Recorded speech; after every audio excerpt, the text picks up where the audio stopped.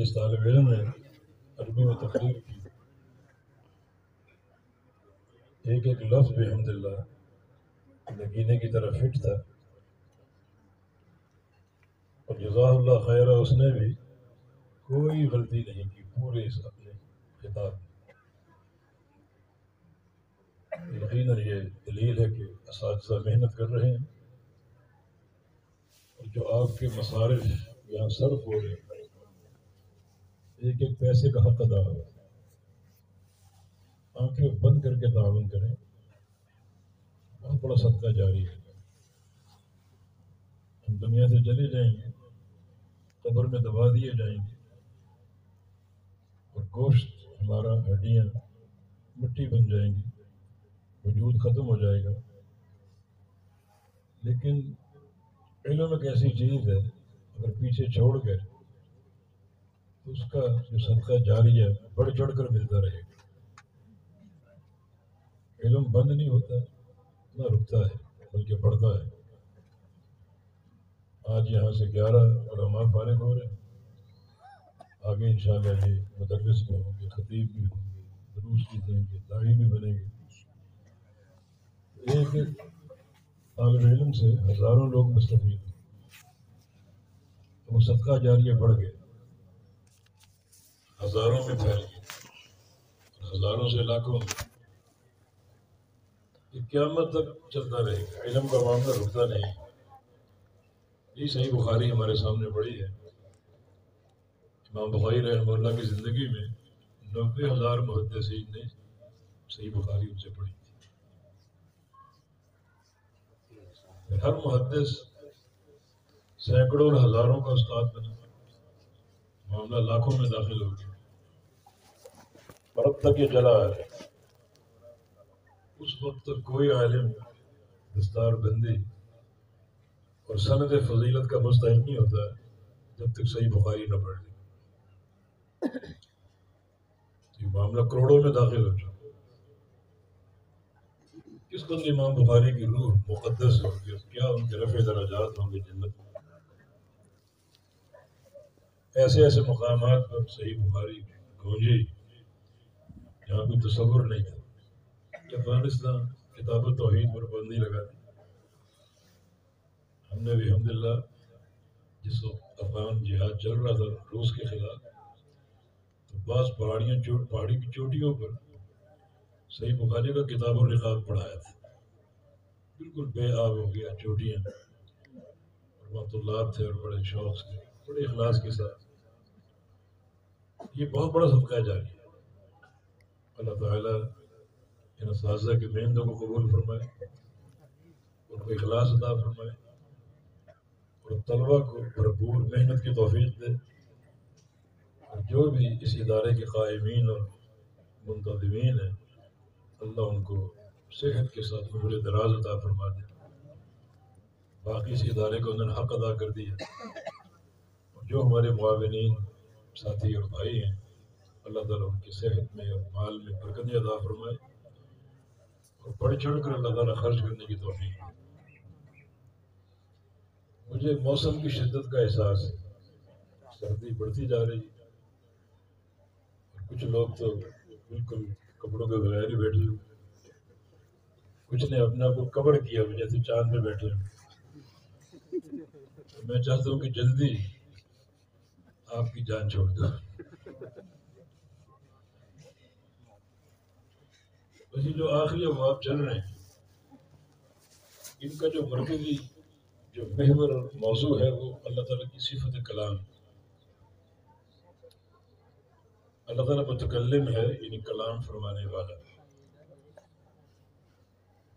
صفت کلام کیا ہے؟ اللہ تعالیٰ کا متکلم ہونا اس کی صفت ہے جو اس کی ذات کے ساتھ قائم۔ وہ ازل سے متکلم، جیسے کوئی ذات اس کی ازل سے ہے، ساری صفات بھی اس کی ازل سے ہے۔ اس کا معنی یہ کہ جسے اللہ تعالیٰ خالق،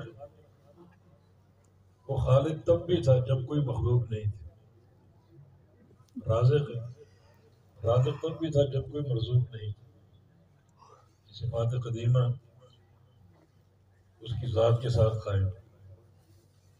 متکلم ہونا، کلام کرنا بھی اس کی صفت قدیمہ جو اس کی ذات کے ساتھ قائم ہے۔ البتہ کلام کرنا وہ احاد ہے جو حادث ہر وقت کلام نہیں کرتا، جب چاہتا ہے کلام کرتا ہے۔ تو پھر یہ صفت فعلیہ بن گئی جو اللہ کی مشیت کے تحت جب چاہتا ہے کلام کرتا ہے، ہر وقت تو کلام نہیں کرتا۔ موسیٰ علیہ السلام سے کلام کیا، وہ ایک آپ کے اللہ کے کلام کی اکائی ہے جو حادث ہے، متکلم وہ قدیم، اس کلام میں حدوث ہے۔ نبی علیہ السلام سے کلام کیا معراج کی رات، اور بھی کئی اللہ کے کلام ثابت ہیں، آسمانوں سے کلام کیا، زمینوں سے، پہاڑوں سے۔ قیامت کے دن اللہ تعالیٰ ساری مخلوق کا حساب لے گا، کلام فرمائے ما منکم من احد الا وسیکلمہ ربہ ولیس بینہ وبینہ ترجمان، سب سے کلام کرنا، اور وہ کلام لوگ سنیں گے اور سن کر جواب دیں گے۔ اللہ تعالیٰ کا کلام کیا ہے؟ دو لفظ آپ پڑھتے ہیں کہ کلام وہ بحرف و صوت،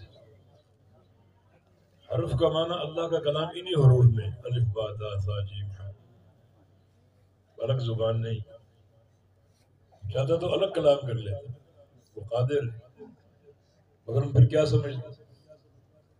یہ اس ذات کی سماحت ہے، اس نے کلام ہماری زبان میں کیا جو ہمارے لیے قابل فہم، یہ بحرف ہے۔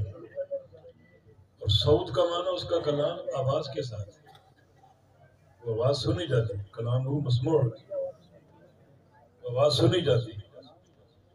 موسیٰ علیہ السلام نے سنی، نبی علیہ السلام نے سنی، پہاڑوں نے، زمینوں نے، قیامت کے حساب میں سارے بندے سنیں گے اور جواب دیں گے۔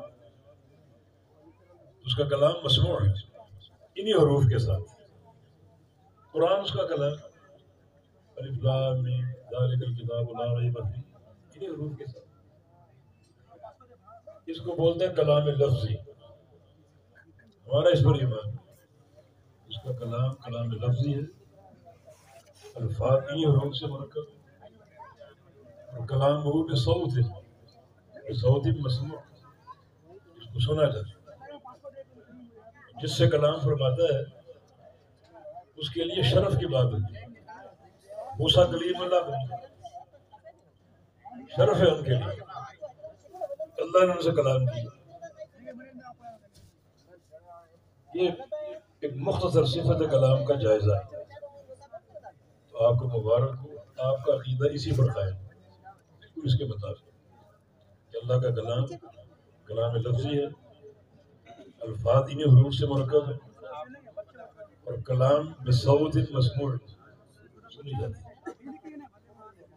اس کا ایک نمونہ قرآن ہے، اللہ کے کلام کا ایک حصہ۔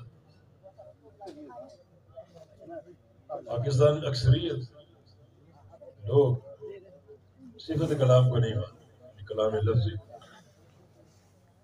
کلام قرآن و سنت میں ثابت تو ہے، کلم اللہ موسیٰ تکلیم، وہ کہتے ہیں کلام لفظی نہیں، کلام نفسی۔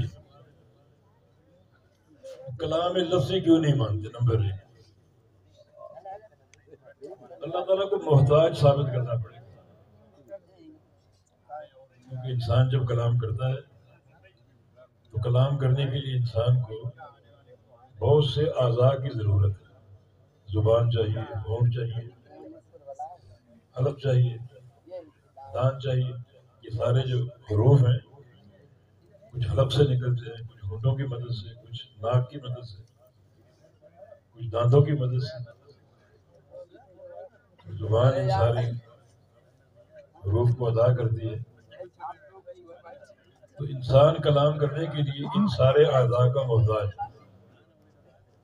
اللہ تعالیٰ کی ذات میں بھی یہ باتیں ماننی پڑے، وہ اللہ تعالیٰ بھی نعوذ باللہ محتاج ہے ان سارے اعضاء کا۔ ایک بت تراشا ہوا ہے تشبیہ، اللہ تعالیٰ کی صفات اور اس کے اسماء کے بارے میں ایک آیت جوہر کی حیثیت رکھتی ہے، لیس کمثلہ شیء، وہ ذات تشبیہ سے پاک ہے،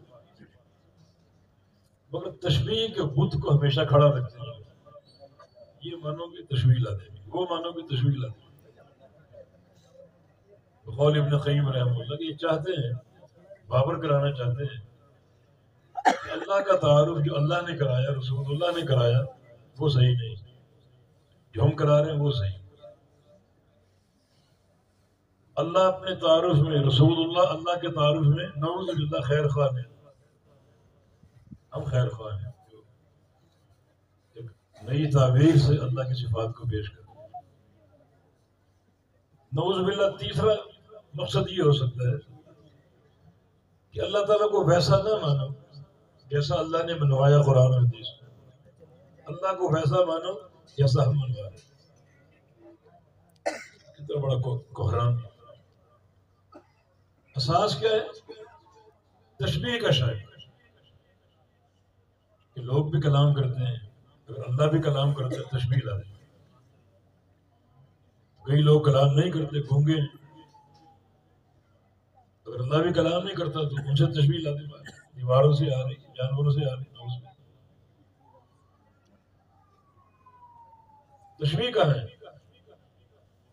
جب کتاب و سنت نے صفت کلام کو ثابت کیا، کلام ہم بھی کرتے ہیں، صاف جواب ہے اللہ تعالیٰ کلام فرماتا ہے کیونکہ اس کا کلام فرمانا کتاب و سنت سے ثابت ہے.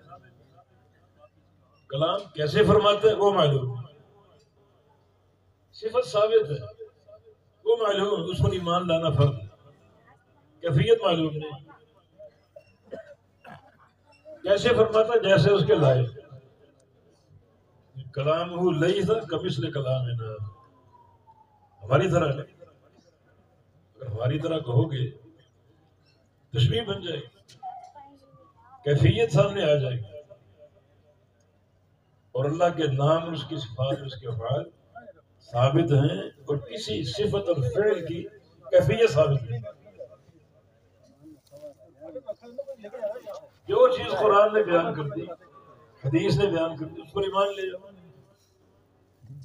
جو چیز بیان نہیں کی اس کو اللہ کے سپرد کرو. اگر اس میں ٹکرے مارو گے تو کیا ہوگا؟ ان تقولوا علی اللہ ما لا تعلمون، اللہ پر قول بلا علم.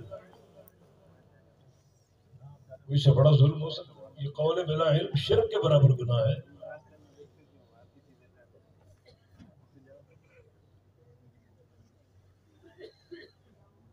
یہ بات کہنا کہ اللہ تعالیٰ کو بھی ان اعضاء کا محتاج ماننا پڑے گا، زبان ثابت کرنی پڑے گی، حلق ثابت کرنا پڑے گا، دان ثابت کرنے پڑے گا.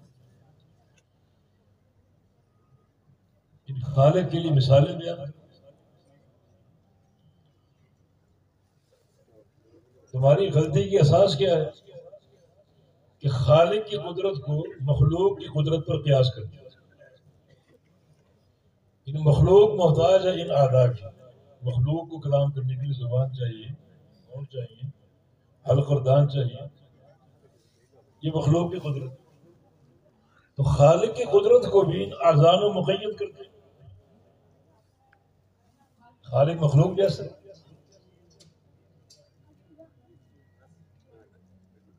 اس کا کلام جیسے اس کے لائق. ہمارا یہ عقیدہ ہے اس کی ہر صفت کمال کی، کوئی نقص نہیں. اس کا کلام فرمانا بھی کلام کا کمال کا.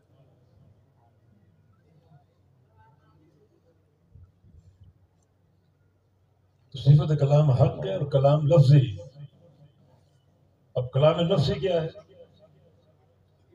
یہ کلام ایک معنی ہے جو اللہ کی ذات کے اندر موجود ہے. اس کا اظہار اللہ اپنے کلام سے نہیں کرتے، وہ معنی کسی مخلوق کو دیتے. مثلا جبریل کو دیتے. جبریل امین اس اللہ کے عطا کردہ کلام کو اپنے الفاظ کا جامع پہنا، وہی اتارنی. ان شرک لظلم عظیم. یہ مسئلہ اللہ کی ذات میں قائم ہے. مسئلہ اللہ نے جبریل کو دے دیا. جبریل نے یہ الفاظ ان شرک لظلم عظیم بنا کر اللہ کے پیغمبر کو بھیجا، کلام نفسی۔ پھر اگلا ظلم اس سے بڑا کہ چونکہ اب یہ الفاظ جبریل کے اللہ کے نہیں، تو اللہ کا کلام مخلوق ہے۔ وہ الفاظ جبریل کے پیدا کردہ ہیں، اللہ تعالیٰ کے نہیں۔ جو کلام کا معنی وہ اللہ کا علم ہے، وہ اللہ کی صفت ہے۔ جو الفاظ کا جامع وہ جبریل کے، ان کا کلام ہے، کلام مخلوق۔ تبھی تو بہت سے علماء کا فتویٰ ہے کہ جس کا یہ عقیدہ اس کے پیچھے نماز نہیں، وہ قرآن پڑھتا نماز میں پڑھتا ہے مگر کلام اللہ نہیں مانتا۔ ایسے بندے کی خدا جائے اتنا بڑا ظلم کہ دنیا کے پہاڑ پگھل جائیں ظلم کے سامنے۔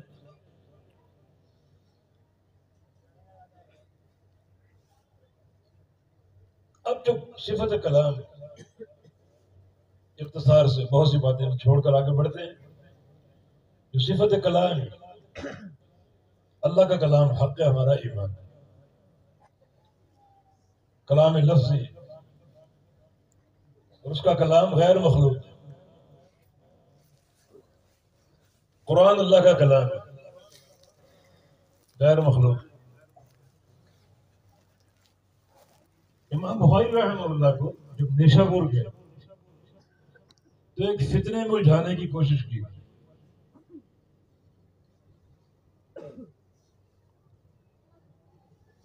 حاصل بہت سے،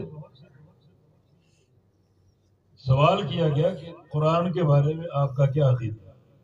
اس وقت امام اہل السنت احمد بن حنبل رحمہ اللہ اس فتنے کی پاداش میں کوڑے کھا چکے تھے، جیل میں جا چکے تھے کئی سال،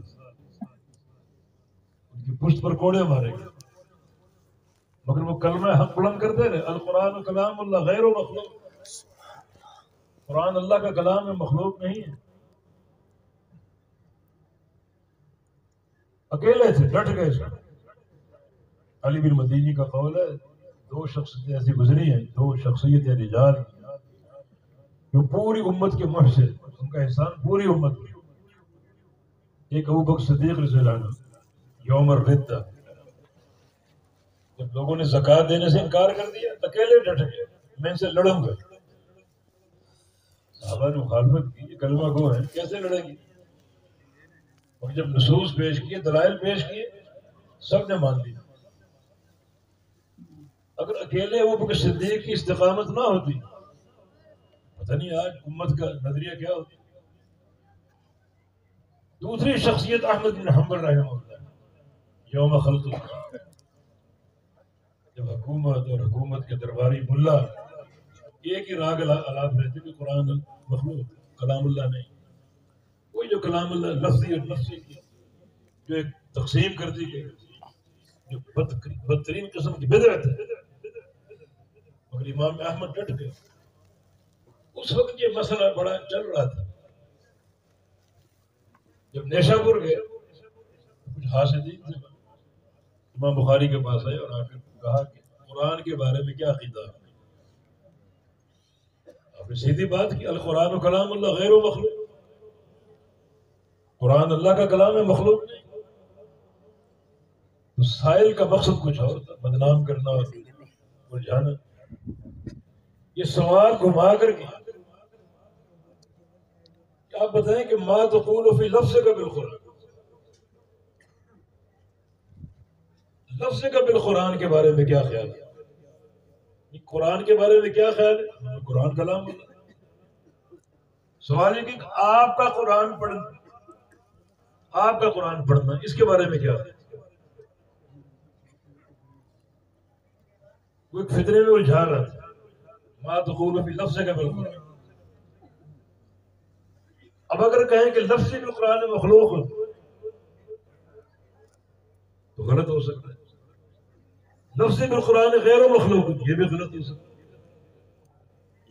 کیونکہ لفظ کے دو معنی، ایک معنی مصدری، لفظی بالقرآن مخلوق ہے. اب صحیح ہے، یعنی میرا قرآن پڑھنا مخلوق ہے، میرا عمل ہے، میرا عمل مخلوق ہے. اور اگر کہیں لفظی بالقرآن غیر مخلوق تو لفظ معنی ملفوظ بھی ہو سکتا ہے، مفعول کے معنی وہ قرآن. مخلوق ان کہیں تو بھی لوگ پکڑ سکتے ہیں، شور مچا سکتے ہیں. غیر و مخلوق کہیں پھر بھی لوگ شور مچا سکتے ہیں. امام بخاری نے پھر اپنی بات دہرائی، القرآن کلام اللہ غیر مخلوق وافعال اللہ مخلوق وافعال العباد مخلوق وافعال العباد مخلوق. اب پڑھنا بندے کا فعل ہے، تلاوت کرنا بندے کا فعل ہے، قرات بندے کا فعل ہے، وہ مخلوق ہے. قرات کس کی کر رہے ہیں؟ قرآن کی. وہ اللہ کی صفت ہے، اللہ کا کلام، وہ مخلوق نہیں. جو فتنہ کھڑا کیا گیا وہ لفظ اور ملفوظ کے فرق میں الجھا کر. بخاری بڑے ذکی تھے اور صحیح جواب دے دیا. لوگوں نے شور مچا دیا، مقصد تو بدنام کرنا تھا. امام بخاری نے قرآن کو مخلوق کہہ دیا، حالانکہ لفظ بالقرآن قرآن پڑھنا میرا عمل ہے، وہ مخلوق ہے. جس چیز کو پڑھ رہے ہیں وہ قرآن، وہ اللہ کا کلام، وہ مخلوق نہیں. فرق کرو لفظ اور ملفوظ میں، قرات اور مقروء میں، تلاوت اور مطلوع میں فرق کرو. قرات تلاوت لفظ بندے کا عمل ہے. واللہ خلقکم وما تعملون، بندوں کے سارے اعمال مخلوق ہیں. اور ملفوظ مقروء اور مطلوع یہ اللہ کا کلام، وہ مخلوق نہیں. یہ کوئی صاف بات ہے، صاف عقیدہ. اور امام بخاری رحمہ اللہ نے مستقل کتاب بھی لکھی خلق و افعال العباد کے نام سے، پڑھنے کے قابل. اس میں دلائل کا انبار لگا تھا. کتاب التوحید میں تو آخری چند ابواب اس قضیے پر ہیں، مسئلے پر ہیں، اور وہ تفصیلی کتاب دلائل کا انبار اس میں لگا دیا. تو آخری چند ابواب اسی مسئلے کی وضاحت. آخری باب میں اس دور میں دو فرقے بصرہ میں پیدا ہوئے، فرقہ قدریہ اور فرقہ جبریہ. فرقہ قدریہ تقدیر کا منکر تھا.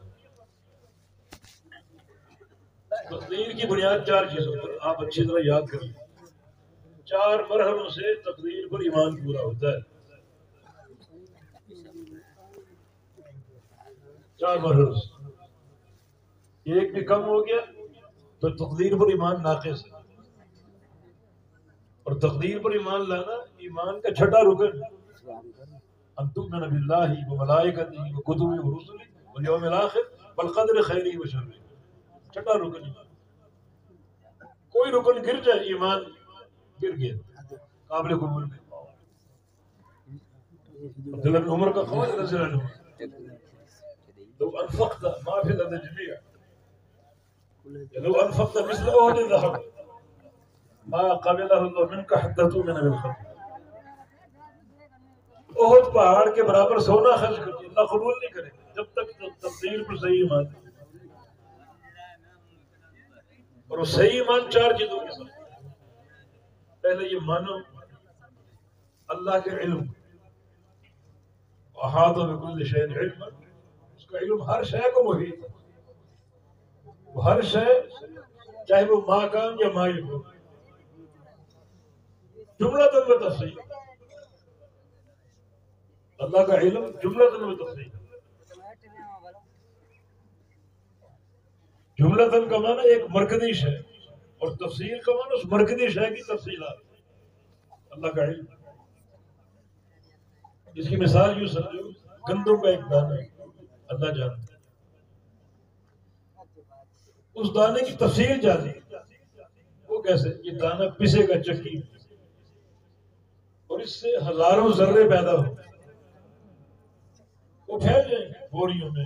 کوئی مشرق میں جا رہا ہے، کوئی مغرب میں جا رہے ہیں، لوگ خریدیں گے، کھائیں گے، کتنے ذرے بنیں گے، وہ ذرے کہاں کہاں پہنچیں گے، وہ ذرے کس کس پیٹ میں اتریں گے، یہ سب اللہ کو معلوم۔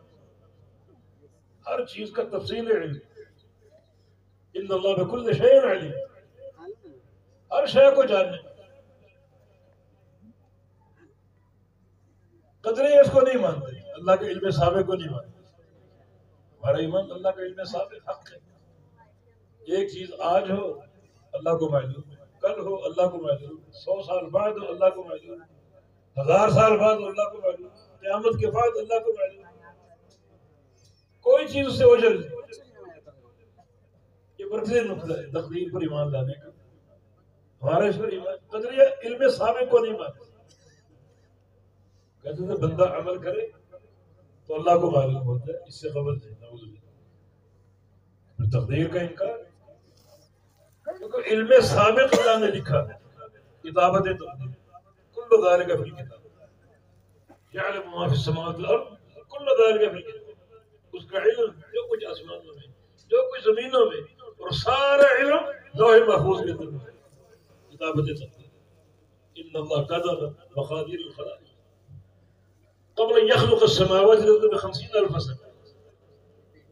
آسمانوں زمینوں کی تخلیق سے بھی 50,000 سال پہلے اللہ تعالیٰ نے ساری مخلوقات کی تقدیر لکھی، کتابت تقدیر ہمارا اس پر ایمان۔ اور تیسرا نقطہ یہ ہے کہ کائنات میں جو کچھ ہو رہا ہے اسی لکھے ہوئے کے مطابق، کوئی چیز کب ہوگی اللہ نے لکھا ہے اسی وقت ہوگی، ایک لمحہ آگے نہ پیچھے، کتنی ہوگی مقدار بھی لکھی، ایک ذرہ کم نہ زیادہ، بالکل نوشتہ تقدیر کے مطابق کائنات میں سب کچھ ہو۔ اور چوتھی چیز یہ ہے، یہ نہ سمجھو کہ نوشتہ تقدیر کے مطابق ہو رہا ہے، بلکہ جو کچھ ہو رہا ہے اس کا ہونا اللہ کی مشیت کے تحت، اس کی مشیت سے خارج کوئی چیز، وما تشاؤون الا ان شاء اللہ، اللہ کی مشیت۔ ان چار باتوں کو ایمان لاؤ گے، مانو گے، تو تقدیر پر آپ کا مکمل ایمان، ایمان قابل قبول۔ قدریہ اس کے منکر تھے، اللہ کے علم سابق کے منکر، اس کے مقابلے میں جبریہ فرقہ، انہوں نے تقدیر کو مانا۔ جس قوت سے قدریہ نے تقدیر کا انکار کیا، اسی قوت سے جبریہ نے تقدیر کا جب اقرار کیا، اور یہاں تک کہہ دیا کہ تقدیر حق ہے، اور سارے انسان ان کی حرکتیں تقدیر کی وجہ سے ہو رہی ہیں، تقدیر ان کو ہلا رہی ہے، انسانوں کا کوئی اختیار نہیں، کوئی اختیار نہیں۔ جو حرکت ہو رہی ہے اس لیے ہو رہی ہے کہ تقدیر میں لکھا ہوا انسان مجبور ہے۔ بندہ گھر سے نکلے مسجد جائے، اس کو ہم نیک نہیں کہیں، وہ مسجد جا رہے تقدیر میں لکھا ہوا، اس کا کوئی کمال نہیں، نہ اس کا اجر ہے۔ کوئی بندہ گھر سے جائے اور جوا خانہ کی طرف، شراب خانے کی طرف جائے، کوئی گناہ نہیں اس کا، تقدیر میں لکھا ہوا، کوئی اس کو گناہ نہیں ملے، کوئی اس کے لیے وعید نہیں۔ انسان مجبور ہے محض تقدیر کے ساتھ۔ جیسے ہوا چلتی ہے، درخت کے پتے ہلتے ہیں، پتوں کا کمال نہیں، پتے ہلتے ہیں مجبوراً ہوا کی وجہ سے۔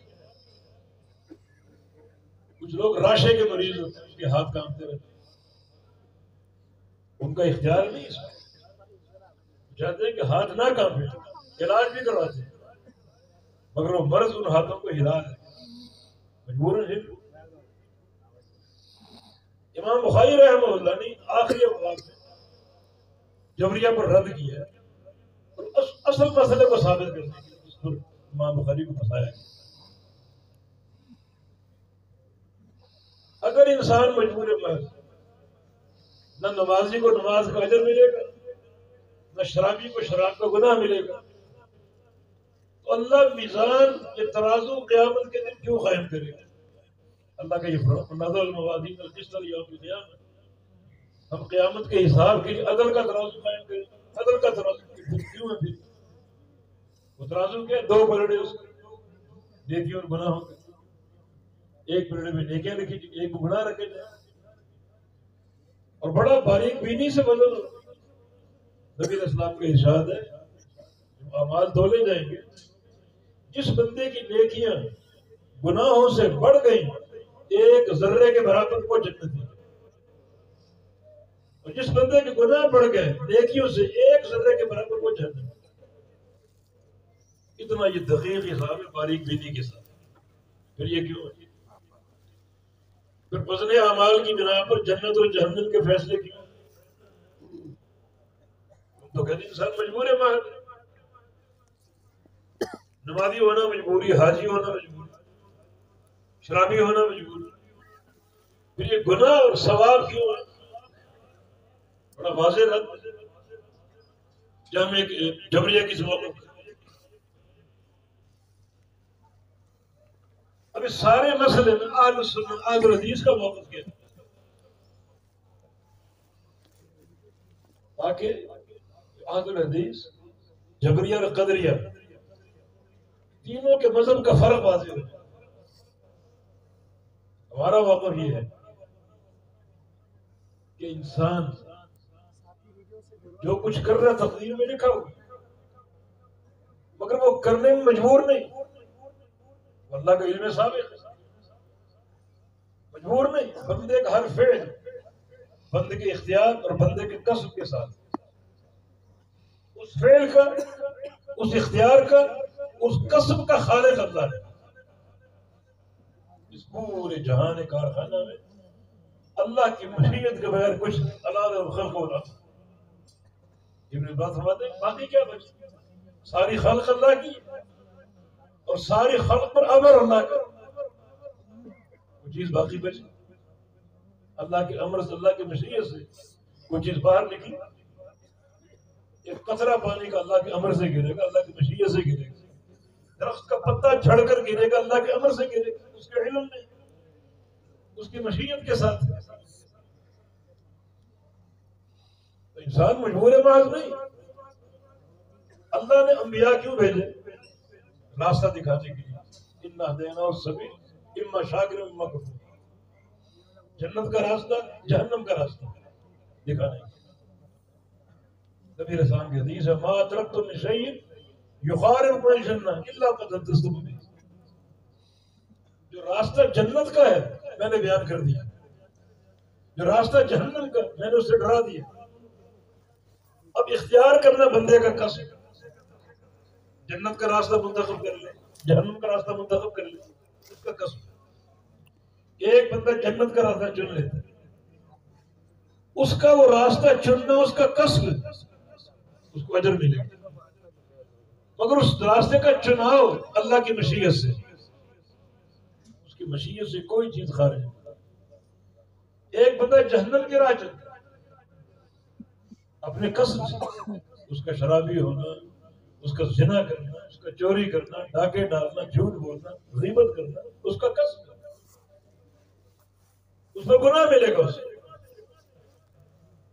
اور یہ سارا قصد جو ہے اللہ کی مشیت کے تحت، اس کا خالق اللہ ہے. اس کائنات میں کوئی شے اللہ کی مشیت سے خارج نہیں. دونوں جہانوں میں خالق کائنات کی مشیت قائم. تو اہل سنہ کا موقف کیا ہے؟ سارے اعمال جو بندہ انجام دیتا ہے وہ بندے کی طرف منسوب ہے، قصباً و اختیار ہے. اللہ کی طرف منسوب ہے خلقاً و ایجاد. ان اعمال کا خالق ہے. واللہ خالقکم وما تعملون.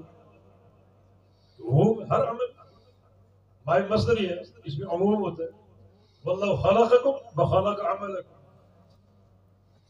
مائے موصولہ بھی ہو سکتا ہے، وہ بھی عام ہے. واللہ خلقکم والذی تعملون.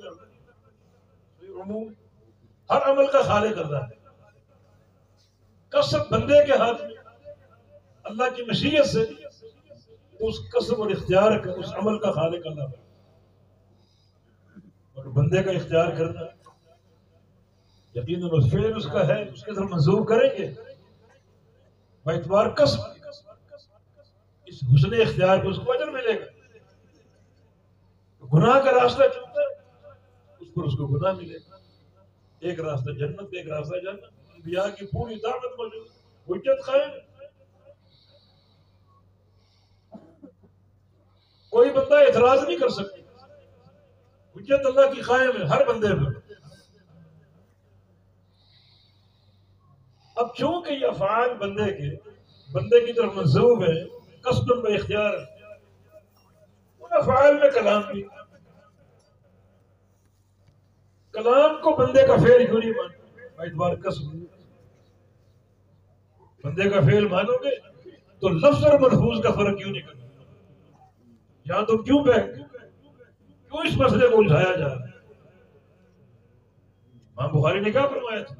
القرآن کلام اللہ غیر مخلوق وافعال العباد مخلوق. افعال العباد میں کلام بھی، بندے کا بولنا، بندے کا ذکر کرنا، زبان سے اچھی بات بھی ہوتی ہے، بری بات بھی ہوتی ہے. زبان سے تلاوت بھی ہوتی ہے، قرات بھی ہوتی ہے، اللہ کا ذکر بھی ہوتا ہے، حدیثیں پڑھائی جاتی ہیں. زبان سے غیبت بھی ہوتی ہے، چغلی بھی ہوتی ہے، نمیمہ بھی ہوتی ہے، جھوٹ بھی بولا جاتا ہے، موسیقی بھی گائی جاتی ہے. سب بندے کے افعال ہیں قسم کے اعتبار سے. تو فرق کیوں نہیں کرتے؟ جب ذکر کرنا، بات کرنا بندے کا فعل مانتے ہو، غیبت کرنا بندے کا فعل مانتے ہو، تو تلاوت اور مطلوب میں فرق کیوں نہیں؟ تلاوت قرآن پڑھنا بندے کا فعل ہے، اور مطلوب جو پڑھ رہا ہے وہ کلام الرحمن، وہ مخلوق نہیں. بالکل بات نکھر گئی. اور یہی بات امام بخاری نے اس کی طرف اپنے اس آخری بات میں اشارہ کیا، وَأَنَّ اعمال بنی آدم وقولہم یوزن. یہاں دو نسخے ہیں، اعمالہم واقوالہم توزن اور اعمالہم وقولہم یوزن. دونوں میں فرق ہے. اقوال اگر کہیں یہ قول کی جمع اعمال کے مقابلے میں، بنو آدم کے اعمال بھی تولے جائیں گے، اقوال بھی تولے جائیں گے. اقوال ہر قسم، اچھے اقوال ہوں گے تو حسنات کے پلڑے میں ہوں گے، برے اقوال ہوں گے وہ گناہوں کے پلڑے میں ہوں گے. جو قول ہم یوز نسخہ ہے دوسرا. امام بخاری اس موقف کو بیان کر رہے ہیں. قول مصدر ہے، قال یقول قول، بات کرنا، بندے کا بات کرنا، بندے کا کلام کرنا، اس کو تولا جائے گا کیونکہ بندے کا فعل ہے. ذکر کرے، کسی کو گالی دے، تولا جائے گا. اس کلام میں تلاوت بھی تو ہے. تو قول اور مقول میں فرق کرو. قول فعل العبد جس کو تولا جائے گا، مقول اللہ کا کلام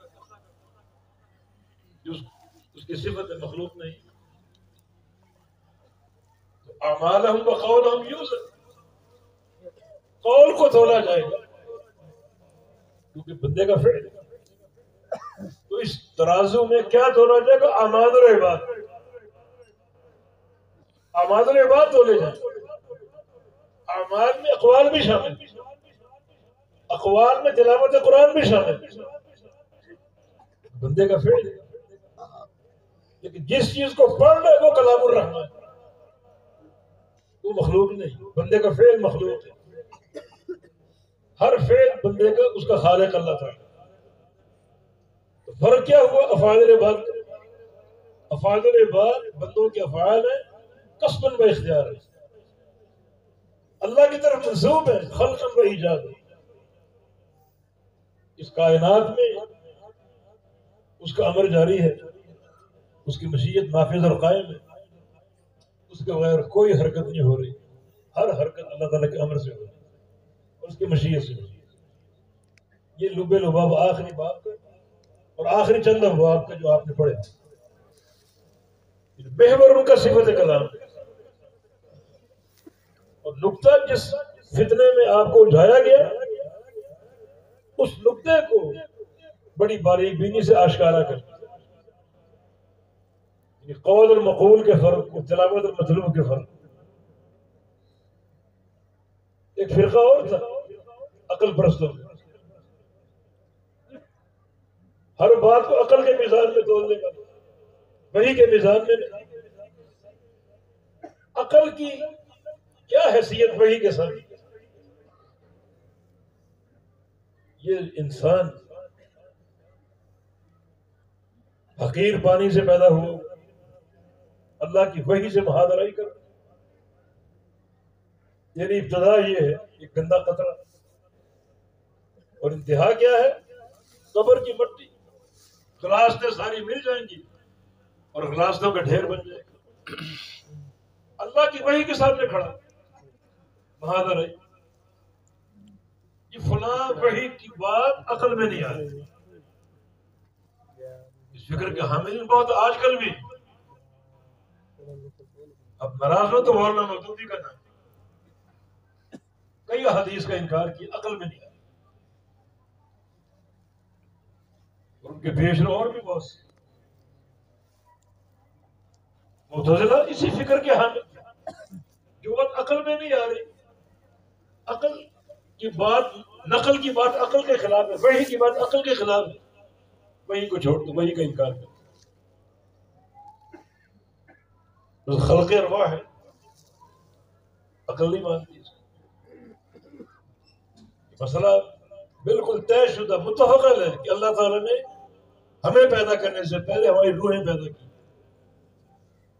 تخلیق آدم کے بعد ہماری روحیں ہزاروں سال قبل پیدا ہو جائیں۔ جب ایک انسان کی تخلیق کا وقت آتا ہے، اللہ روح کو وہاں سے اٹھا کر بدن میں منتقل کرتا ماں کے پیٹ میں، معتزلہ نہیں مانتا، کہتے روح جو ہے یہ ایک بے وجود چیز، ایسی چیز کیسے کھڑی ہو، کیسی اٹھے بیٹھے، کہاں رکھی گئی ہے؟ ان کا ایک تقسیم ہے، دنیا کی ہر شے تین میں سے ایک ہے، یا جوہر، یا جسم، یا عرض۔ جوہر کی تعریف کرتے ہیں جو قائم بے ذات ہے، اور عرض کی تعریف جو قائم بے ذات ہی نہ ہو، جس کو قائم ہونے کے لیے سہارا چاہیے ہو، اور وہ سہارا جسم، مٹھاس ہے، یہ قائم بے ذات ہی ہے، اس کو سہارا چاہیے، تو گڑ کی ڈلی نے مٹھاس کو اٹھا لیا، وہ جسم ہے، مٹھاس اکیلی کا ہی نہیں، چینی کے دانے انہوں نے مٹھاس کو اٹھا لیا، نمکینیت بھی عرض ہے، نمک کی ڈلی نے اس نمکینیت کو اٹھا لیا، تو آراز کا چونکہ جسم نہیں، تو یہ روحیں کہاں پر یہ کہاں پر ہیں؟ روح کا سہارا، روح کو اٹھانے والا بدن ہے، جسم ہے، وہ تو ہے ہی نہیں، پھر کیا ہے؟ خلق ارواح کی ساری دلیلوں کا انکار، عقل میں نہیں آیا، شریعت کا نقطہ عقل کے خلاف، عقل نہیں مانتی، یہ تیری عقل، تیری عقل کی وحی کے مقابلے میں کیسی؟ ایک انسان ابتدا کیا اور انتہا کیا، اور اللہ کی وحی کے مقابلے میں سینہ تان کے کھڑا ہو۔ انسان کی عقل جہاں ختم ہوتی ہے، اللہ کا علم وہاں سے شروع ہوتا ہے، حیثیت کیا تمہیں؟ اسی طرح میزان کا مسئلہ، ترازو کا، نظر الموازین القسط یوم القیامہ، قیامت کے دن عدل کا میزان قائم کر کے اعمال کو تولیں گے، کہتے اعمال کا وجود نہیں، کہتے ترازو اٹھاؤ اور ترازو میں نماز تول کر دکھاؤ، روزہ تول کر دکھاؤ، دکھاؤ تول، ہم کہتے نہیں تول سکتے، اور تمہاری غلطی کی اساس کیا ہے؟ گمراہی کی بنیاد کیا ہے؟ وہی بات، اللہ کی قدرت کو مخلوق کی قدرت پر قیاس کرتے، اللہ نے جو خبر دی سب حق ہے، اور اللہ اس پر قادر ہے،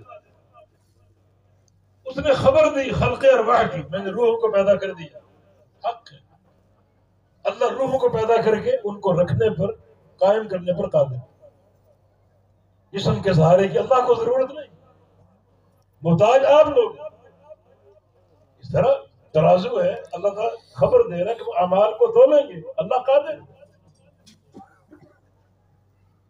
گمراہی کی بنیاد یہ ہے کہ تم اللہ کی قدرت کو مخلوق کی قدرت پر قیاس کرو. امام بخاری رحمہ اللہ نے کتاب التوحید میں ایک باب قائم کیا، قل هو القادر، باب قوله تعالی قل هو القادر. اس باب میں داخل ہونے والا اللہ کی قدرت کو پہلے مانے اور یہ مانو کہ اللہ ہی قادر. هو القادر کا معنی القادر خبر معرفت، جب خبر معرفت تو حصر کا فائدہ دے، مانا اللہ ہی قادر، تم قادر نہیں، تمہاری قدرت ہے ہی نہیں کوئی، اللہ ہی قادر. تم تھوڑے بہت اعمال انجام دیتے ہو اللہ کی توفیق سے دیتے ہو، قادر اللہ ہی ہے بس. اس کا ترجمہ اللہ کے پیغمبر نے کیا دعا استخارہ میں، انک تقدر ولا اقدر، تو قادر ہے میں قادر نہیں، کوئی حصر کا معنی. تو اللہ نے جو خبر دی اپنی ذات کے بارے میں، صفات کے بارے میں، اسماء کے بارے میں، ہمارا ایمان اللہ قادر ہے. وہ لوگ گمراہ ہیں جو اللہ کی قدرت کو مخلوق کی قدرت پر قیاس کرتے ہیں. ہر شے پر قادر ہے. کچھ دن قبل ایک ڈاکٹر صاحب پاکستان آئے تھے انڈیا کے، بہت سی خرافات پھیلا کر چلے گئے. اسی دور میں ان کا ایک خطاب میں نے سنا، خود میں نے سنا.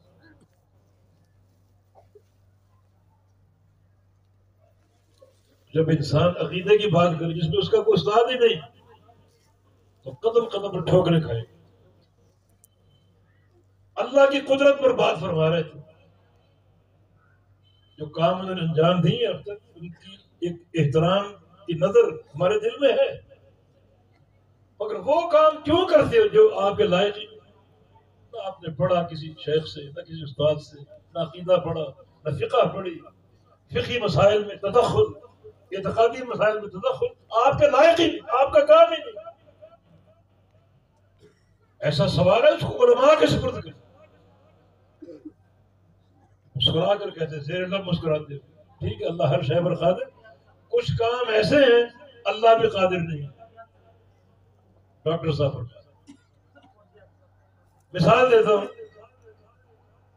جمع بین الضدین، اللہ قادر نہیں. نعوذ باللہ. ایک چیز سفید بھی ہو سیاہ بھی ہو اللہ قادر نہیں، چھوٹی بھی ہو بڑی بھی ہو اللہ قادر نہیں.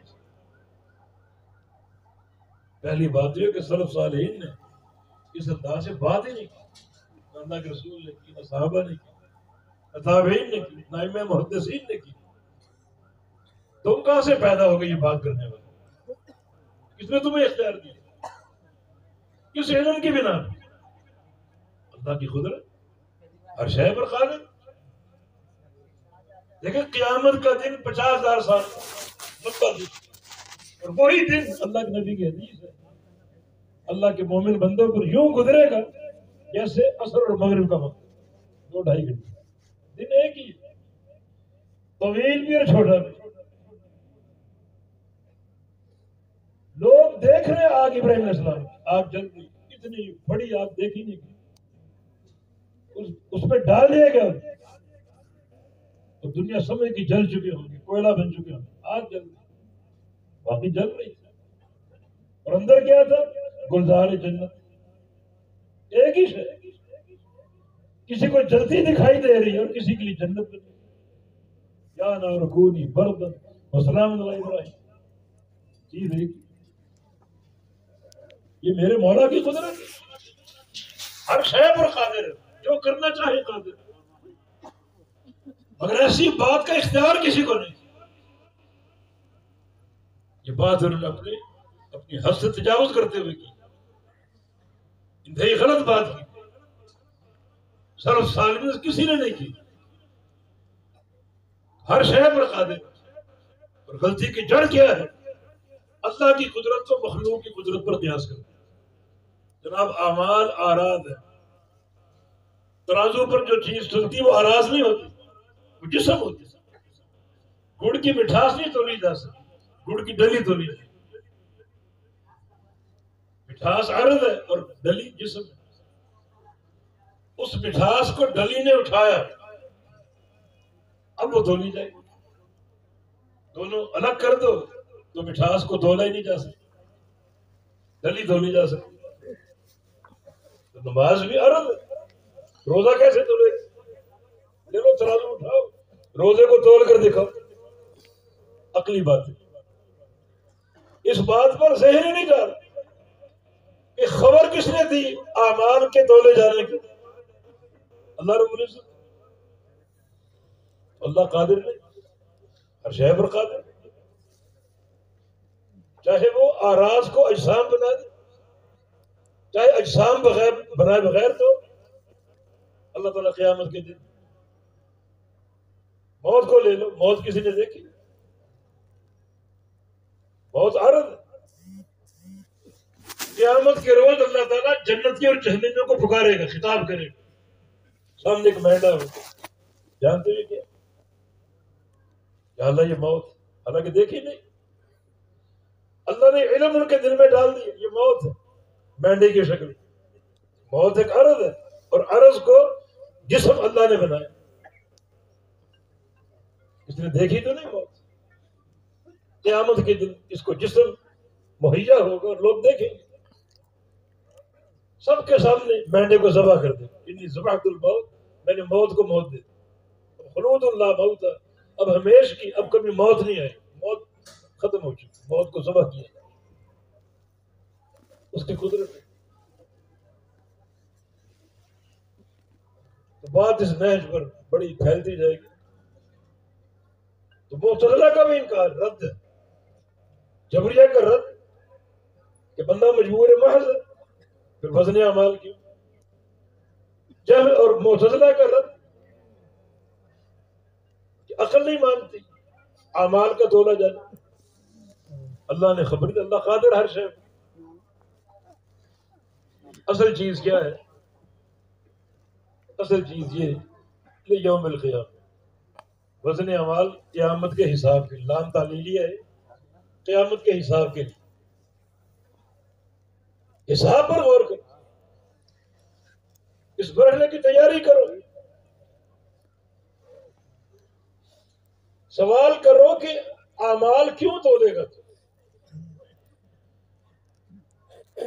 اعمال تو گنتی کے. ایک بندے کی 50 سال عمر ہے، 50 سال کتنے دن بنتے ہیں؟ اتنی نمازیں جمع کر لو، گن دو پوری ہے یا نہیں. روزے اتنے بنتے ہیں، گن لو پوری ہے یا نہیں. ایک بندے کا پورا عمر بھر کا سرمایہ 2 کروڑ روپے، اس کی زکوٰۃ بھی پوری دی یا نہیں دی، لیکن پیسے کا حق ادا کیا یا نہیں کیا. کتنی کا حساب؟ حساب ہوگا ضرور. اعمال گنے جائیں گے، اس سے کوئی بندہ مستثنا نہیں. اعمال گنے جائیں گے. گنتی کے حساب میں بہت سے لوگ گر جائیں، نمازیں پوری نہیں، روزے پورے نہیں رکھے، زکوٰۃ پوری ادا نہیں کی. بہت سے لوگ ناکام ہو اور بہت سے کامیابی ہو جائے. نمازیں بھی پوری، روزے بھی پورے، زکوٰۃ بھی پوری، بلکہ تہجد بھی، اور کیا کیا نمازیں، اوابین اور اشراق اور پتہ نہیں کیا کچھ. اب وہ کامیاب ہے. حساب اگر میرے آپ کے ذمہ ہوتا تو کامیاب. اللہ نے قرآن میں یہ بات کہی، واللہ یقضی بالحق، قیامت کا حق کا فیصلہ اللہ کرے گا اور کوئی نہیں کر سکتا. جن جن کو پکارتے ہو سب کو لے آؤ، دنیا کے ججوں کو اکٹھا کر لو، دنیا کے وکیلوں کو اکٹھا کر لو، سارے مل کر ایک بندے کا حساب بھی نہیں لے سکتے. کیونکہ آخرت کا حساب جو ہے صرف ظاہری اعمال پر نہیں. نمازیں پوری ہیں، روزے پورے ہیں، زکوٰۃ پوری ہے، ہم تو کہیں گے یہ کامیاب، بلکہ فرسٹ آ گیا. ہماری نظر یہاں تک مرکوز ہے، ظاہر تک. اخروی حساب ظاہر اور باطن دونوں پر، ظاہر پر بھی باطن پر. اللہ تعالیٰ نے اس باطن کو چیک کرنے کے لیے میزان بنائے، ترازو بنائے، ترازو میں 2 صلاحیتیں رکھی. تم نے صرف عمل کو نہیں تولنا، صرف نمازوں کو نہیں تولنا، اخلاص ہو اور سنت کی اتباع. اب یہ مشکل گھڑی ہے، گنتی کے حساب میں بڑے لوگ کامیاب ہوئے، بڑے لوگ کامیاب ہوئے. اضافی اعمال موجود ہیں، تہجد بھی اور اوابین کی نماز بھی لوگ پڑھتے ہیں، حالانکہ ثابت نہیں. گنتی بہت بڑی، مگر اعمال کو تولو ان 2 شرائط کے ساتھ. 2 شرطیں بھی تو ضروری تھی. میزان میں صلاحیت ہوگی کہ اعمال کو تولے ان 2 شرائط کے ساتھ. جس عمل میں 2 شرطیں موجود ہیں، وزن پورا بلکہ بڑھ چڑھ کر. یہ میزان میں بعض اعمال ایک کھجور ایک پہاڑ بنی ہوئی. ابن مسعود کی 2 پتلی ٹانگیں اور پہاڑ سے بھاری ہوئی. سنت کی اتباع، اخلاص. جن کے یہ عمل ان 2 شرطوں سے خالی ہیں، نمازیں ہیں بھرپور، روزے ہیں بھرپور. رجب کے بھی لوگوں نے رکھے، شعبان کے بھی لوگوں نے رکھے، 15 شعبان کے بھی رکھے. حالانکہ 15 شعبان کا رجب کا روزہ ثابت نہیں ملا. رجب کی تاریخ طے ہی نہیں، مقرر نہیں، معلوم ہی نہیں. 27 رجب یہ بے ثبوت ہے. روزہ بھی بے ثبوت ہے، اس رات کا قیام بھی بے ثبوت ہے. یہ کھاتے سارے موجود ہوں گے، میزان تولنے سے انکار کرتے. یہ عمل اللہ کے نبی کے طریقے سے ثابت ہی نہیں، کیسے تولو اس کو؟ کوئی طریقہ کسی کے باپ کا ہو، کسی کے دادا کا ہو، کسی کی قوم برادری کا ہو، کسی کے پیر یا مرشد کا ہو. میزان کیا جانے ہو؟ کسی کے باپ کو، دادے کو کیا جانے، کسی برادری کو کیا جانے، کسی امام یا پیر کو کیا جانے. وہ تو ایک ہی شخصیت کو جانتا ہے، محمد الرسول اللہ صلی اللہ علیہ وسلم، جس کا عمل آپ کے طریقے کے مطابق اس کا فضل ہے اور بڑا بھاری بھرکم ثابت ہے. یہ مقصد میزان کا، اعمال کو تولنا اعمال کی شرائط کے ساتھ، خالی عمل نہیں. خالی عمل کی گنتی ہو چکی، یہ کافی نہیں. اب یہ 2 شرطیں موجود ہیں یا نہیں، اس کو چیک کرنے کے لیے میزان. رب سمین عظیم لا یضر عند اللہ جناح. قیامت کے دن ایک بھاری بھرکم بندہ ہے. بھاری بھرکم کے 3 معنی علماء نے کیے. جسم کا بھاری یا مال کا بھاری، بڑا سرمایہ دار ہو، بڑا مالدار ہو، فیکٹری انڈسٹریوں کا مالک ہو. اور تیسرا معنی کیا عمل سے زیادہ فتح. دیکھیے نیکیاں لے کر کچھ بندے آئیں گے قیامت میں اور ان کے اعمال تہامہ پہاڑوں کی چوٹیوں کے مانند، جہاں کھڑے ہوں گے قیامت کے میدان محشر میں، آگے بھی پہاڑ، پیچھے بھی، دائیں اور بائیں بھی، اعمال کا پہاڑ. اللہ فرمائے گا سب کو میزان میں ڈال، اس کو بھی ڈال دے، اس بندے کو بھی ڈال دے. لا یضر عند اللہ جناح بعوضہ. جب تولا جائے گا اس کے اعمال کا جو پہاڑوں کی مقدار میں، اس کا اپنا وزن مچھر کے پر کے برابر بھی نہیں ہو. بڑا مشکل مرحلہ ہے. بڑے لوگ ہنسی خوشی رہیں گے کہ نیکیوں کے ڈھیر لگے ہوئے، مگر میزان کے مرحلے میں سب مایوس ہیں. بہت سے لوگ گر گئے اور پستی اور ذلت کی تہ میں چلے. آگے نفسیاتی مار بھی پڑ رہی، ساتھ ہی پورے صراط. میزان اور پورے صراط قریب قریب. بندے یہاں سے فارغ ہوئے، چلو پورے صراط میں چلو. بڑے مشکل مراحل اللہ کے بندے. ہم سب کو چاہیے آخر کی تیاری کریں، ہم سب کو ان مراحل کا سامنا کرنا ہے. اللہ ہم پر اپنا فضل فرماتے، اپنے فضل کا معاملہ فرماتے، ہم اس کی فضل کے محتاج. میزان میں فیصلہ ہو گیا کامیابی یا ناکامی کا، چلو پورے صراط. اب یہاں بندے نفسیاتی تکلیف محسوس کریں. اللہ تعالیٰ فرمایا کہ اس موقع پر یا آدم ابعث بعث النار، آدم جہنم کا گروہ تیار کر. قافلے روانہ ہو رہے ہیں جنت کی جہنم کی طرف، جہنم کے قافلے تیار کرو. وما بعث النار یا رب، یا اللہ جہنم کے قافلے کیا ہیں میں نہیں جانتا. اللہ فرمائے گا من کل الف 999 ہر 1000 میں سے 999 جہنمی، صرف ایک جنت. یہ قافلہ جا رہا ہے 999 جہنمی اپنا قدم رکھیں گے اور سیدھا جہنم کا لقمہ بنے. اور یہ بندہ ہے جس کے اعمال مچھر کے پر کے برابر ثابت نہیں ہوئے، اپنے سامنے ان بندوں کو دیکھے کہ جہنم میں گرتا ہوا. نفسیاتی مار اللہ مارے. کتنا تکلیف دہ منظر. کامیابی کے لیے آؤ صرف 3 چیز. ایک ہے صحت توحید، صحت عقیدہ جو ہر عمل کی بنیاد.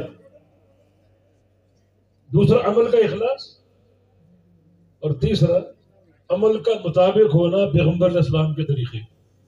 اس پر محنت کرو، کپڑے مطالبے نہیں. توحید کو سمجھ لو، اپنے خالق اور مالک کی توحید. فرشتوں نے میزان کو دیکھا، فرشتے جانتے تھے کہ اس میزان کو بعض بندوں کی نیکیاں بھر دیں گی. میزان کے پلڑے ہیں کتنے بڑے؟ ایک پلڑے میں اوپر دیکھو 7 آسمان اور 7 زمینیں سما سکتی. ایک پہلے آسمان کو ہی دیکھ لو، پھر اس کے دوسرا اس سے بڑا، تیسرا اس سے بڑا. 7 آسمان سما سکتے ہیں، 7 زمینیں سما سکتی ہیں. اور کچھ بندے ایسے ہیں جن کی نیکیاں اس میزان کو بھر دیں. تعجب کیا فرشتوں نے، یاد رہا اس میزان کو بھلا کون بھر سکتا، کس کی نیکیاں بھر سکتا. کہ منشی تو من خلقی، بہت سے میرے بندے جن کا میں چاہوں ان کی عمل واقعی میزان کو بھر دیں گے. تب فرشتوں نے ایک اقرار کیا کہ ما عبدنا کا حق عبادت ہے، پھر ہم تو تیری عبادت کا حق ادا نہیں کر سکتے. فرشتوں کی عبادت کیا ہے؟ صدیوں کی. مثلا ایک فرشتے کو پیدا کرتے ہی اللہ تعالیٰ نے سجدے میں ڈال دیا، آج تک وہ سجدے میں پڑا ہوا، صدیاں گزر چکی، قیامت تک سجدے میں پڑا رہے گا. اور فرشتے کہہ رہے ہیں کہ یہ صدیوں کے، ہزاروں صدیوں کے یہ سجدہ بھی اس میزان کو نہیں بھر سکتے. وہ کون سے بندے جن کی نیکی اس میزان کو بھر دے؟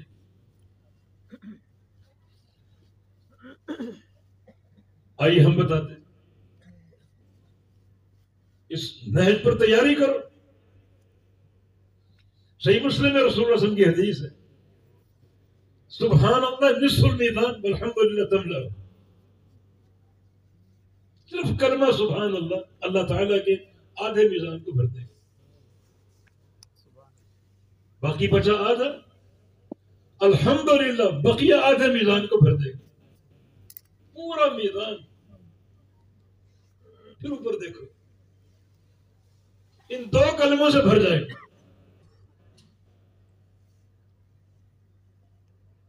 ہر بندے کے لیے سبحان اللہ الحمدللہ سب کہتے ہیں، لیکن سبحان اللہ کہنے والا، الحمدللہ کہنے والا اگر شرک میں مبتلا ہے وہ تو کٹ گیا سارے. جن کے عقیدے میں فلاں داتا اور فلاں غوث اور فلاں دستگیر، فلاں کو پکارو فلاں کو پکارو، اولاد فلاں جگہ سے ملتی ہے، شفا فلاں جگہ سے ملتی ہے، سارے کٹ گئے. ایک سبحان اللہ کا عقیدہ شرک سے اللہ کی تنزیہ کرتا ہے، اللہ شرک سے پاک. عقیدے میں شرک آ گیا، سبحان اللہ کا انکار ہے، کٹ گئے، ختم. سبحان اللہ اللہ کے آدھے میزان کو کیسے بھرے گا؟ شرک سے بیداری اختیار کرو، ہر شرک کا انکار کرو. جب سے شروع ہوا، قوم نوح سے شروع ہوا، ہر نبی کے دور میں شرک رہا، نبی اسلام کے دور میں شرک ہوا، آج تک شرک ہو رہے ہیں، قیامت تک ہوتے رہیں گے. اجمالی عقیدہ بنا لو، اللہ ہر شرک سے پاک ہے، ہر شرک سے. عقیدہ بن گیا. اگلی بات کڑوی ہے، شرک سے بیداری ہو اور مشرک سے محبت ہو، یہ قابل قبول ہے؟ یہ تضاد ہوگا. شرک سے بیدار، شرک کرنے والے سے محبت سے بغل گیر بھی ہو رہے ہیں، مسکراہٹوں کے تبادلے بھی ہو رہے ہیں، سیاسی علائق بھی قائم، محبتیں بھی ہو رہی، مظاہر عمومی میں معانقے بھی ہو رہے، مہمات میں ساتھ بھی دیا جا رہا ہے. قابل قبول ہے؟ شرک کے تعلق سے دو چیزوں کا انکار فرض ہے. ابراہیم علیہ السلام توحید کا پہاڑ، ابو الانبیاء، جد الانبیاء، سارے انبیاء کے باپ، انہوں نے کیا کہا تھا اپنی قوم کو مخاطب ہو؟ انا براء منکم ومما تعبدون من دون اللہ. ہم دو چیزوں سے بیدار ہیں، تم سے بھی اور تمہارے شرک سے بھی. یہ تو نہیں کہ شرک سے بیداری ہے اور تم سے محبت. عقیدہ الولاء والبراء کیا ہے؟ محبت اللہ کے لیے، عداوت اللہ کے لیے. بدعت کی نفرت ہو، بدعتی سے محبت ہو، یہ تو ذات قابل قبول ہے. اللہ کے نبی کیا فرماتے؟ شر الامور محدثاتها، بدعت شر الامور ہے، سب سے بدترین. اور قیامت کے دن کیا فرمائیں گے؟ حوض کوثر میں کچھ لوگ آئیں گے جام کوثر پینے کے، کچھ نہیں، بہت بڑی تعداد اور گرفتار کر لیے، روک دیا جائے گا. فرق میری امت ہے، ان کو کیوں روکا جائے؟ آپ کیسے پہچانیں گے؟ علامت سے، چہرے سے نہیں. علامت کیا ہے؟ وضو کے ادا چمک ہے، ان کو آنے دیا جائے. جبریل کیا فرمائیں گے؟ انک لا تدری ما احدث بعدک، آپ نہیں جانتے انہوں نے آپ کے بعد کیسی کیسی بدعتیں جاری کی، آپ نہیں جانتے. پھر آپ کیا کہیں گے؟ ان کو آنے دو، موقع دو شفاعت کا. آج کا دن شفاعت المذنبین کا دن ہے، موقع دو. نہیں، بدعتی سحقا لمن غیر، دور کرو، ہٹا دو، ان کو دیکھنا نہیں چاہتے. بدعت اور بدعتی کس طرح اظہار نفرت، دین اس تضاد کو نہیں جانتے. بدعت کی نفرت اور بدعتی سے محبت. بعض اوقات ایک تعلق اور نوعیت کا ہوتا ہے، بیٹا موحد ہے، باپ مشرک، وہ تعلق عقیدے کی بنیاد پر نہیں، باپ بیٹے کی بنیاد پر. آپ کاروباری لوگ ہیں، تجارت ہر ایک بندے سے کرتے ہیں، سب سے کرتے ہیں، مشرک ہو، کافر ہو، یہودی ہو، عیسائی، تجارت جائے، اصول اسلامی جائز. لیکن ایک دینی محبت الگ چیز ہے. بدعت سے نفرت ہو، بدعتی سے محبت ہو، شرک سے نفرت ہو، مشرک سے محبت ہو. یہ سبحان اللہ کا عقیدہ بڑی سی معنویت ہے، بڑی گہرائی ہے. اب خالص بندے بہت تھوڑے باقی بچے، تو اس بلا والبراء پر تا دم حیات قائم رہتے بہت تھوڑے لوگ. اور ہمیں انشاءاللہ امید نہیں بلکہ یقین ہے ان کا یہ عقیدہ مبارک منہج الولاء والبراء پر قائم رہنا، سبحان اللہ پر ڈٹے رہنا، انشاءاللہ ان کے اس عمل سے اللہ تعالیٰ کا آدھا میدان بھر جائے انشاءاللہ. اللہ مجھے اور آپ کو توفیق. ہے مشکل بات، بہت سے علائق ہمارے سامنے، مالی مفادات، سیاسی مفادات، عقیدے کو قربان کر دیتے. نبی علیہ السلام کے حدیث، بندہ صبح کو مومن، شام کو کافر، شام کو مومن، صبح کو کافر، یبیع دینہ بعرض من الدنیا، دنیا کے معمولی مفاد کی خاطر اپنے عقیدے کو، توحید کو، دین کو چھوڑ دے. والعیاذ باللہ. اللہ کی پناہ پکڑو اس قسم کے فکر سے. آدھا میدان بھر چکا، باقی آدھا الحمدللہ تم الحمدللہ کہہ تو پورا میدان بھر جائے. خالی کہنا، خالی تلفظ، نطق، خالی تلفظ کی خانہ پوری نہیں. الحمدللہ میں کیا معنویت ہے؟ اس کا معنی سمجھ لو، ساری تعریفیں اللہ کے لیے. یہ معنی ساری تعریفوں کا اللہ مستحق، یہ اس کا معنی ہے۔ سوال قائم ہے اللہ ساری تعریفوں کا مستحق کیوں؟ اس کے دو جواب۔ کیونکہ اللہ تعالی اپنی ذات میں، اپنے ناموں میں، اپنی صفات میں، اپنے افعال میں کامل و اکمل ہے۔ جو ذات کامل و اکمل ہو وہ ساری تعریف کا مستحق۔ ایک طالب علم حدیث میں پاس ہے، گرامر میں فیل ہے، تو مکمل تعریف کرو، مکمل نہیں، جو نقص ہے وہ نقص ہے، وہاں کوئی نقص نہیں، کمال ہی کمال۔ اب اس کمال میں پیغام کیا ہے؟ اللہ تعالیٰ اس کمال کی بنا پر ساری تعریف کا مستحق۔ تو پیغام یہ ہے کہ اس کمال میں نقص پیدا نہ کرو، وہ اس کمال میں یکتا ہے، لہذا ہر تعریف کا مستحق، ہر حمد کا مستحق یکتا ہے، کوئی اس کا شریک نہیں۔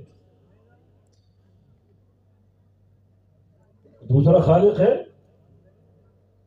دوسرا رازق ہے، اللہ یکتا ہے، اور ان سارے ناموں اور صفات میں کمال کر، رحمان ہونے میں کامل، رحیم ہونے میں کامل، سمیع و بصیر ہونے میں کامل، حی و قیوم ہونے میں کامل، تو کامل ذات ہی مطلق تعریف کے مستحق۔ دوسری بات یہ کہ اس کامل ذات کی صفات میں کسی غیر کو داخل کرو گے، شریک کرو گے، عقیدہ فاسد، باطل اور ناقابل قبول۔ اور اگر اس عقیدے پر آپ قائم ہیں تو اللہ کی حمد کو تقسیم کرنا پڑے گا۔ بس اللہ تعالیٰ عالم الغیب، اور عالم الغیب ہونے میں وہ کامل، ہر چیز جانتا ہے، کوئی چیز سے اوجھل نہیں۔ یعلم طبیب النملۃ السوداء فی الصخرۃ السماء فی لیلۃ البدر، رات کی تاریکی ہو، سیاہ رنگ کا پہاڑ ہو، تہ میں سیاہ رنگ کی چونٹی چل رہی ہو، اپنے عرش معلیٰ پر اس چونٹی کو دیکھتا بھی ہے اور اس کی آواز کو سنتا بھی ہے۔ ایسا کمال ابن قیم فرماتا ہے اور آگے چلو، اس چونٹی کے چھوٹے سے منہ میں جو ذرہ اس کے رزق کا، اللہ اس کو بھی دیکھ رہا، وہ ذرہ اندر جا رہا اس کی رگوں میں، اللہ اس کو بھی دیکھ رہا، رگوں میں کہاں گیا، پھر کیسے نکلا، اللہ وہ بھی دیکھ رہا۔ ایسا وہ کمال کا عالم الغیب۔ اب آپ کہیں کہ ہمارا ولی بھی غیب جانتا ہے، نبی بھی غیب جانتا ہے، تو اللہ کے کمال کو تقسیم کر رہے ہیں۔ جب کمال تقسیم ہوگا تو حمد بھی تقسیم ہوگا۔ جتنا غیب فلاں جانتا ہے اتنی تعریف اس کو دینی پڑے گی۔ اللہ رزاق ہے، آپ کہیں ٹھیک ہے اللہ داتا ہے، لاہور میں بھی داتا ہے، اس داتا کو بھی تعریف دینی پڑے گی۔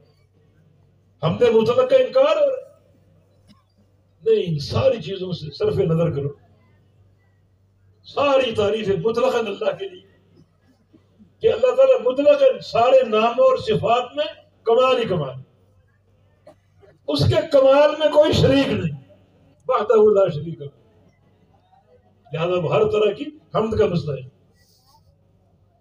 اس عقیدے کو سمجھو نا بڑی گہرائی سے، اس پر ڈٹ جاؤ، استقامت اظہار کر لو، اختیار کر لو، داد ہمیں حیات، 50 سال کی عمر ہو، 60 سال کی عمر ہو، اس پر پہاڑ کی طرح جمے رہو، انشاءاللہ الحمدللہ پر ایمان کا یہ عقیدہ اللہ کے پورے ترازو کو بھر۔ آخر حدیث آپ کو مبارک ہو، یہ آپ کا عقیدہ بیان کر رہا ہوں، مگر ایک فہم دے رہا ہوں کہ سبحان اللہ والحمدللہ میں ہمارا فہم کیا ہونا چاہیے۔ یہ میزان میں کامیابی کی اساس، مسلک توحید، سب سے زیادہ اللہ کے میدان کو بھرنے والی نیکی اللہ کی توحید پر ایمان لانا، اس کی توحید کا ایک پرچی اشہد ان لا الہ الا اللہ، 99 گناہوں کے دفاتر کے پرخچے اڑا دے. اس کے آخر الفاظ کیا ہے؟ لا یذکر مع اسم اللہ شیء، اللہ کے نام کے آگے کوئی چیز بھاری ہو سکتی. نوح علیہ السلام نے جاتے جاتے بیٹے سے کہا اوصی کا باللہ الہ، نوح اے میرے بیٹے تجھے لا الہ اللہ کی وصیت کر رہا ہوں. میں نے اس کلمے کی 950 سال خدمت کی، اب جھنڈا تجھے دے کر جا لا الہ الا. اور میرے بیٹے اگر ترازو قائم ہو، ایک پلڑے میں صرف لا الہ الا اللہ، باقی پلڑے میں ساتوں آسمان، ساتوں زمینیں، آسمانوں کی مخلوق، زمینوں کی مخلوق ڈال دو تو یہ لا الہ الا اللہ کا پلڑا بھاری ہوگا. آسمان ہلکے، زمینیں ہلکی اور ساری مخلوق ہلکی. اور تلفظ کی حد تک نہیں، 10,000 دانے کی تصویر پکڑنی، لا الہ الا اللہ پھیرتے جاؤ پھیرتے جاؤ، مانا معلوم نہ. شوبدہ بازیاں کرو، حرکتیں کرو، یہ ذکر پتیاں بٹھا کر کرو، اور جناب کیکریوں پر گن کر پڑھو، حلقے بنا کر کرو، اجتماعی کرو.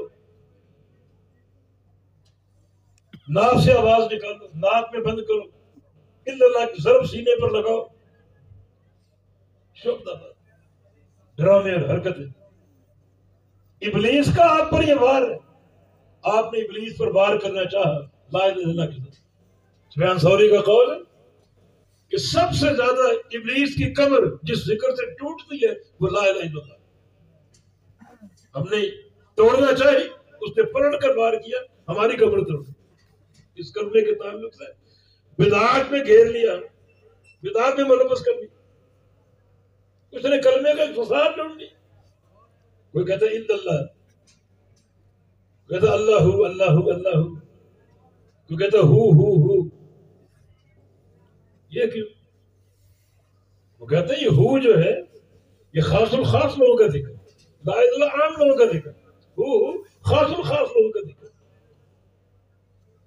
اور ایک صوفی نے عجیب منطق پیش کی کہ موت کے وقت اگر میں لا الہ الا اللہ پڑھوں، اخشى ان اموت بین النفی والاثبات، مجھے ڈر ہے کہ میں لا الہ پڑھوں اور الا اللہ پڑھنے سے پہلے مر جاؤں، نفی و اثبات کے بیچ میں میری موت آ جائے. وہ کلمہ قابل قبول ہو.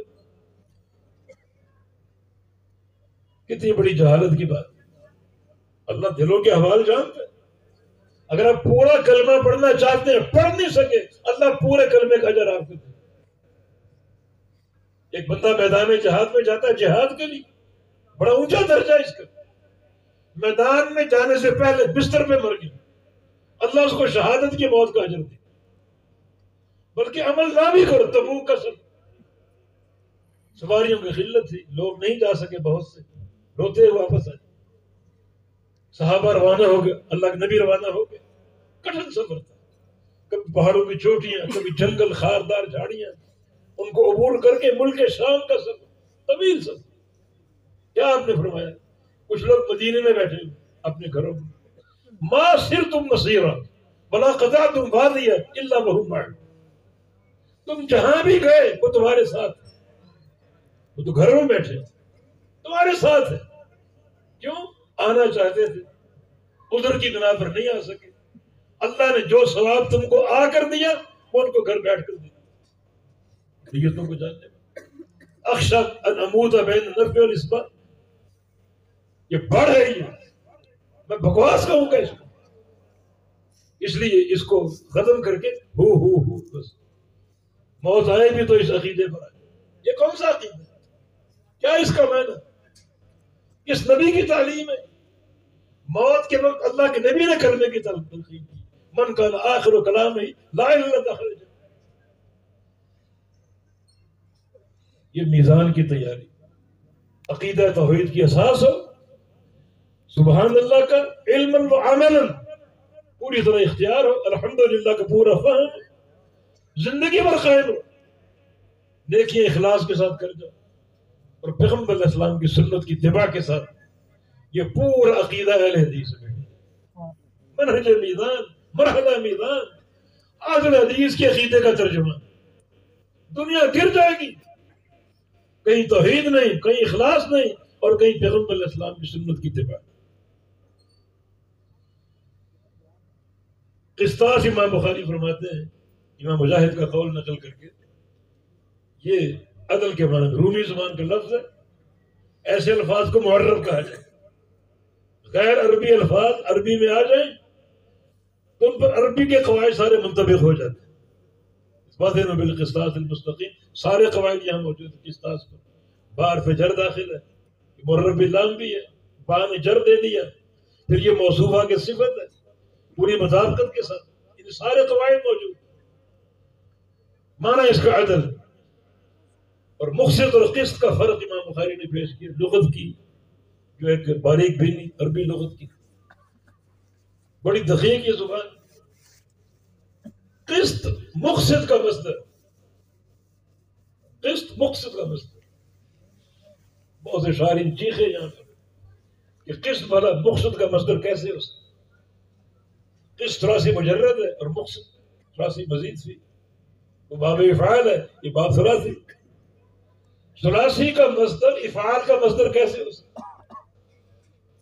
اس کے دو جواب علماء نے دیے، یا تو یہ مصدر بحذف زوائد ہے، مصدر اقساط ہی اقسط اقساطا، اور قسطن مصدر بحذف زوائد، اقساط میں دو حرف زائد ہے، شروع کا حمزہ اور بیچ کا الف، دونوں کو کاٹ دیں گرا دیں تو قسط باقی بچتا ہے بحذف زوائد۔ جیسے قدر یقدر تقدیر و قدر، کلم یکلم تکلیما و کلام، نفذ ينفذ تنفيذا ونفذ، مصدر بحذف زوائد۔ یا پھر یہ مصدر سماعی، ہر باب کے کئی مصادر آ سکتے ہیں، پہلا مصدر قیاسی ہوتا ہے اس باب کے وزن پر، دوسرا سماعی ہوتا ہے۔ سماعی کا معنی ہے عربوں نے اس کو مصدر پڑھا، ہم نے مان لیا، زبان ان کی ہے ہماری تو، ان کی طرف جو ہمیں ملا ہم نے مان لیا، مصدر ہے سماعی۔ اب یہاں باریک بینی یہ ہے لغت عربی کی دقت کہ اقسط اقساطا و قسطا ہو تو عدل کا معنی، قاصد قسطا و قسطا ہو تو ظلم کا معنی، مادہ ہے قاف سین طا، ثلاثی میں یہ بات جاتا ہے تو ظلم کا معنی، رباعی میں آ گیا عدل کا معنی، اقسط اقساطا و قسطا عدل اور قاصد قسطا و قسطا ظلم۔ وجہ اس کی معقول باب افعال کا جو خاصہ ہے اعطاء ماخوذ، اقسطہ اعطاہ قسطہ، یہ عدل ہے، اور ثلاثی مجرد کے باب کا خاصہ سلب ماخوذ ہے، یعنی قاصد منہ سلب منہ قسطہ، یہ ظلم ہے۔ تو قاصد قسطا بمعنی ظلم، اقسط قسطا بمعنی عدل۔ اس سے آپ اندازہ کریں کہ لغت عربیہ بڑی دقیق، مصادر کا استعمال بہت ہی دقیق، بعض وقت باب ایک ہی ہوتا ہے مصادر کئی ہیں، ہر مصدر کا معنی مختلف، وجد یجد، وجدن ہو تو معنی اور ہے، وجودن ہو تو معنی اور، وجدانن ہو تو معنی اور ہے، موجدتن ہو تو معنی، سب مصادر، باب ایک ہی ہے، وجد یجد، معنی بدل رہے مصادر کی تبدیلی سے۔ تو لغت کی معرفت ہونی چاہیے، آج یہ معرفت مفقود دعویٰ ہے شیخ الاسلام اور قواعد سے بالکل نابلد اور ناواقف، یہ دور شیخ الاسلاموں سے بھرا ہوا، کوئی پتھر اٹھاؤ نیچے 25 شیخ الاسلام نکلے۔ میرے عزیز طلبہ، آپ نے ایسا شیخ الاسلام نہیں بنا، لغت کی گہرائی کے ساتھ، قواعد کی معرفت کے ساتھ، یہ قواعد آپ کو بتائیں گے، کتاب و سنت کا فہم اللہ پاک شرح صدر فرمائے۔ آگے امام بخاری کی سند ہے، آپ کے سامنے مائک پر بچے نے سند پڑھی، مزہ آ گیا، محدثین کی یاد تازہ ہو، اور میں کہاں سے کہاں پہنچ گیا اپنے ذہن، قرآن کی ایک تصویر گھوم گئی، سورہ جمعہ اللہ پاک نے اتاری، وَالَّذِي بَعَثَ فِي الْأُمِّيِّينَ رَسُولًا، اللہ نے امیین میں رسول بھیجے، امیین میں، امی کون تھے؟ صحابہ، رسول بھی امی، صحابہ بھی امی، امی کا معنی ان پڑھ نہیں، امی کا معنی یہ ہے یہ وہ جماعت ہے جو مروجہ علوم سے بالکل ناواقف ہے۔ اس دور میں کسرا اور قیصر کے علوم تھے، صنعت تھی، حرفت تھی، زبانیں تھی، کچھ نہیں جانتا۔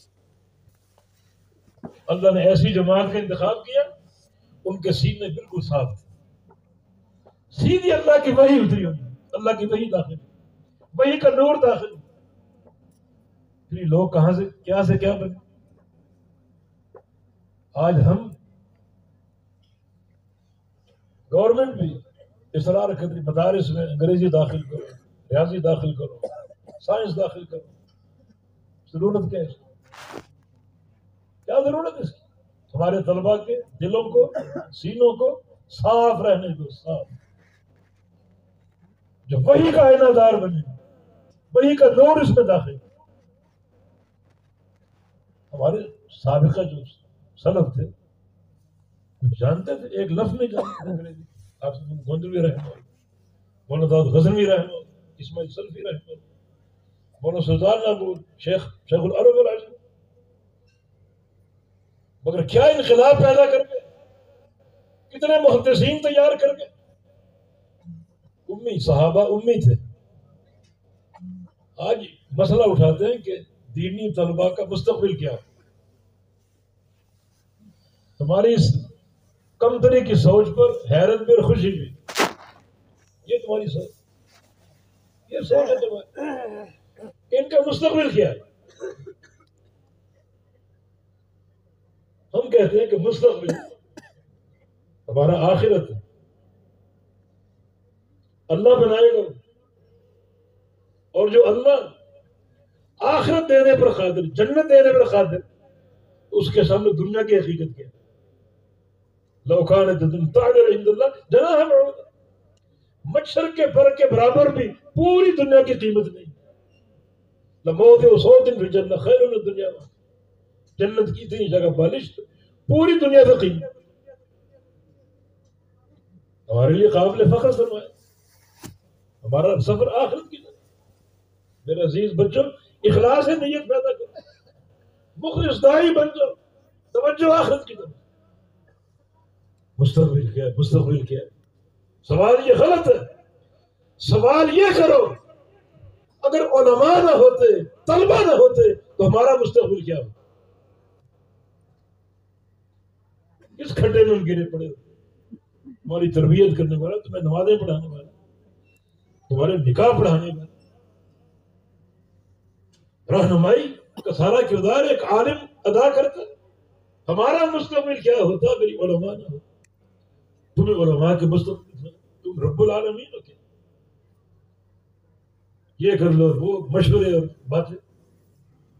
صحابہ امی تھے، اللہ نے نبی بھیجا، نبی بھی امی۔ آگے میں حذف کر کے اگلی آیت میں کیا ہے؟ وآخرین منہم لما یلحقوا بہم، اور کچھ اور بھی۔ آخرین محل منصوب ہے، واو عاطفہ، اس کا عطف امیین پر، والذی بعث فی الامیین اور بعث فی الآخرین، یہ نبی امیین کا بھی ہے، کچھ اور لوگوں کا بھی۔ یا اللہ، اور لوگ کون؟ لما یلحقوا بہم، اب تک آئے نہیں، آئیں گے ضرور، اب تک ان سے ملے نہیں، امیین سے ملیں گے ضرور، ان صحابہ سے ملے نہیں، ملیں گے ضرور۔